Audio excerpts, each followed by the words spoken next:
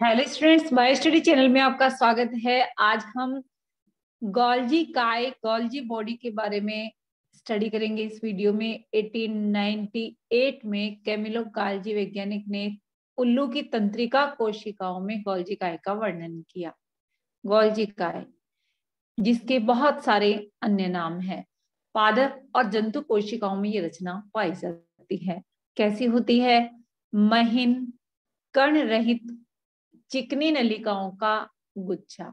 चिकनी नलिकाओं का गुच्छा, डिश या तस्त्री नुमा संरचनाएं इसमें मिलती है। और इसके बहुत सारे अन्य नाम हैं, जैसे कि लिपोकॉन्ड्रिया, गोल्जी काय, गोल्जी कॉम्प्लेक्स, डिक्टियोसोम।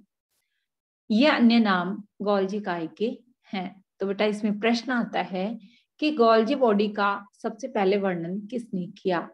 1898 में कैमिलो गोल्जी ने उल्लू की तंत्रिका कोशिकाओं में, सबसे पहले कहाँ वर्णन हुआ था इनका?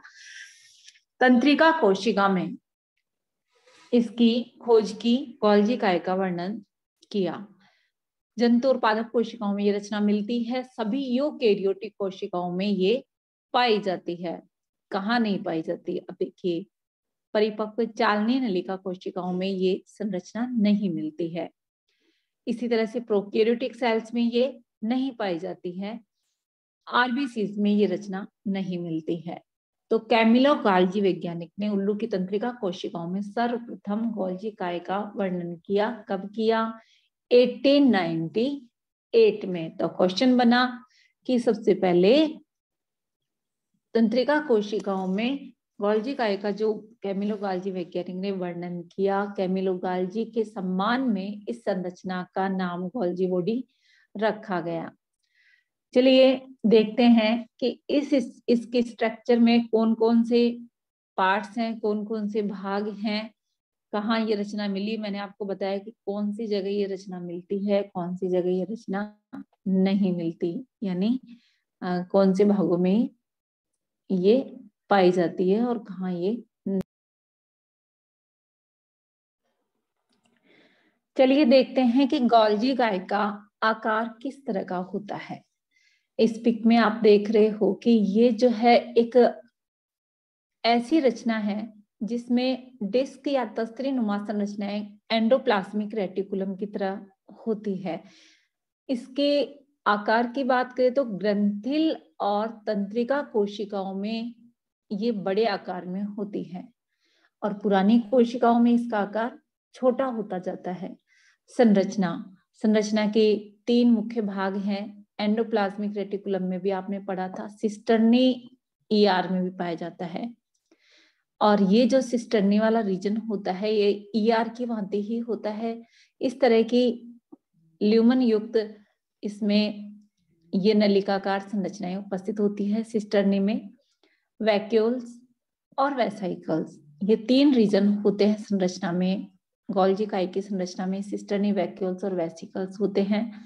सबसे पहले हम बात करते हैं सिस्टर्नी की। सिस्टर्नी नलिकाकार संरचनाएं जो कि ईआर में पाई जाती है, इसी तरह की सिस्टर्नी गोल्जी बॉडी में पाई जाती है। नलिकाकार स्ट्रक्चर होती है।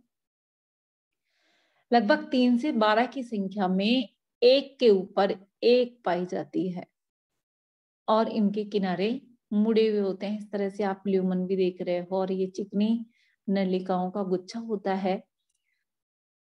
दोहरी कला युक्त होती है, डबल मेम्ब्रेन स्ट्रक्चर होती है। व्यास होता है 20 एंगस्ट्रॉम और थैलियों के समूह के रूप में, जैसे एक जैसी थैलियां एक के ऊपर एक रखी हुई है, इस तरह की स्ट्रक्चर पाई जाती है। इसमें आप ध्यान दीजिए कि ये जो सतह है ये उत्तल सतह है, इसको ट्रांसफेज कहते हैं। ये निर्माणकारी सतह होती है। नई जो वेसाइकल्स बनती है वो इस फेज पे बनती है, न्यू फॉर्मिंग वेसाइकल्स। और जो पुरानी और परिपक्व होती जाती है ये सिस फेज या अवतल जो सतह होती है इस साइड में रन करती जाती है। तो ये इस तरह की सिस्टर्नी वाली स्ट्रक्चर्स ये हैं। आगे देखिए ये क्या करती हैं, इनके कार्य मैं आपको सारे कंप्लीट कार्य बताऊंगी। उससे पहले मैं आपको बता दूं, इनकमिंग ट्रांसपोर्ट वेसाइकल्स, ये लिखा हुआ है इनकमिंग ट्रांसपोर्ट वेसाइकल्स, यानी किसी भी पदार्थ को पैक करके ये एक स्थान से दूसरे स्थान पर पहुंचाने का कार्य करती हैं। चलिए बात कर रहे हैं हम सिस्टर्नी की, कैसी होती है। नलिकाकार 3 से 12 की संख्या में एक के ऊपर एक दोहरी कला युक्त व्यास 20 एंगस्ट्रोम थैलियों के चट्टे के रूप में एक जैसे थैलियों के चट्टे के रूप में उपस्थित होती है। सिस फेज और ट्रांस फेज पाई जाती है। बेटा ध्यान रखिए, सिस फेज इसकी निर्माणकारी फेज होती है, जैसा कि मैंने बताया उत्तल सतह ये निर्माणकारी फेज होती है। और जो ट्रांस फेज होती है ये परिपक्वन फेज होती है, जो सेल्स बनती जाती है वो सिस फेज की तरफ, ट्रांस फेज की तरफ जाती हैं, चली जाती हैं। इस तरह से ट्रांस फेज और सिस फेज पाई जाती है। ट्रांस फेज निर्माणकारी फेज होती है, ट्रांस फेज निर्माणकारी होती है और सिस फेज परिपक्वन फेज होती है। इस तरह की स्ट्रक्चर आप इस पिक में देख रहे हो। Trans face new forming vesicles, यानी कि नई जो वेसाइकल्स ट्रांस फेज पे बन रही है, नई सेल्स का फॉर्मेशन होता है और ये पुरानी सेल्स अवतल सतह पर चली जाती है। इस तरह से ट्रांस फेज या परिपक्वन फेज और निर्माणकारी सिस फेज या निर्माणकारी फेज पाई जाती है। तो नई सेल्स ट्रांस फेज पे, पुरानी सेल्स सिस फेज पर पाई जाती हैं।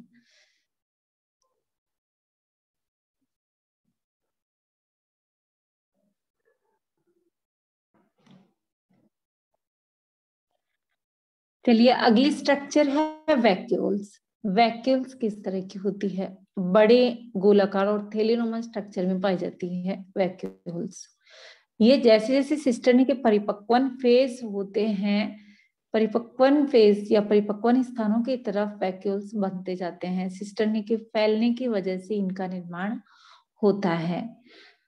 अगली स्ट्रक्चर है वेसाइकल्स। तीसरा भाग वेसाइकल्स, लगभग 60 एंगस्ट्रोम व्यास की छोटी छोटी ड्रॉपलेट्स, बूंदक जैसी रचनाएं। ये बूंदक जैसी रचनाएं, जैसा कि आप इसमें देख रहे हो, ये सिस्टर्नी वाले रीजन्स है और ये ड्रॉपलेट्स की जैसी स्ट्रक्चर, स्मॉल ग्रेन्युलर स्ट्रक्चर, छोटी कणिकाएं, ये है वेसाइकल्स। ये धीरे धीरे लार्ज सिक्रेटरी ग्रेन्यूल्स में परिवर्तन हो जाता है इनका। इनमें जाइमोजन या लाइसोसोम इनसे बन जाते हैं। ये वेसाइकल्स छोटी बूंदक समान रचनाएं होती है। सिस्टर्नी की आउटर सरफेस पर ये पाई जाती है। स्रावी पदार्थ संग्रहित किए जाते हैं। इनका मेन कार्य होता है स्रावी पदार्थ संग्रहित किए जाते हैं और लाइसोसोम में ये परिवर्तित हो जाती है। एंजाइम्स इकट्ठे हो जाते हैं और लाइसोसोम में परिवर्तित हो जाती है। रासायनिक संगठन इनका देखते हैं। रासायनिक संगठन कैसा होता है? ये लाइपोप्रोटीन की बनी होती है। अब लाइपोप्रोटीन का देखिए रेशियो कितना होता है? प्रोटीन और वसा का रेशियो होता है 40 और 60 का। एंजाइम्स पाए जाते हैं लगभग 70% लिपिड्स पाए जाते हैं और लिपिड्स भी कौन से? लेसिथिन और सिपेलिन लिपिड्स पाए जाते हैं। इस तरह से 3 भाग होते हैं सिस्टर्नी, वैक्यूल्स और वेसाइकल्स।